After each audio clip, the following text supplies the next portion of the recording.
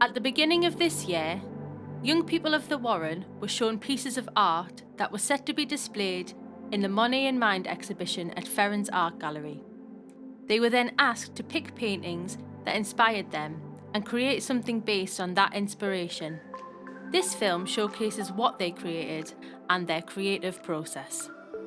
I got involved in this project because I love the idea of being involved in a multimedia exhibition. The fact that it's got music as well as the art, and it's right up my street. So being able to write something for the Ferens Art Gallery, for my local gallery, I had to take the opportunity.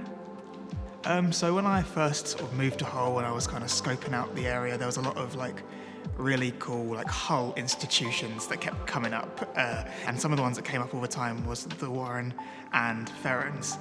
So when I got the opportunity to work with two of them in one go, I had to just jump at the chance. Yeah, really excited to do it. Yeah, I just think it's really great, this project, that me, just a young writer who's never really been published, doesn't really see themselves as a great poet, can just have their work put up on a wall right next to a Monet picture. It's amazing. My creative process usually starts with these was just because there's a lot of nature involved. So some of the pieces kind of wrote themselves, just ideas just came out.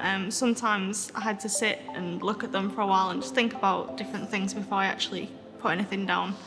Well, obviously it starts with looking at the picture and seeing what comes from it. Sometimes I'd get an idea directly from the picture itself, like the scenery it shows, and sometimes the idea would come from the title, because there's some broad-reaching titles in these. And I'd just let the idea stew for a couple of days, and then maybe on a night when all the distractions have gone, I'd just get out a pen and paper and start writing and see what came of it. So I describe my creative process as a clockwork approach, and that doesn't mean that it's really organised and intricate and just works really well. It's more, I kind of wind myself up and then just see where I go, so basically I did loads of research, got a picture of every piece in the exhibition, and then one day I was like, this is the day I'm going to compose. I think there is an issue with getting young people into art, culture and heritage venues.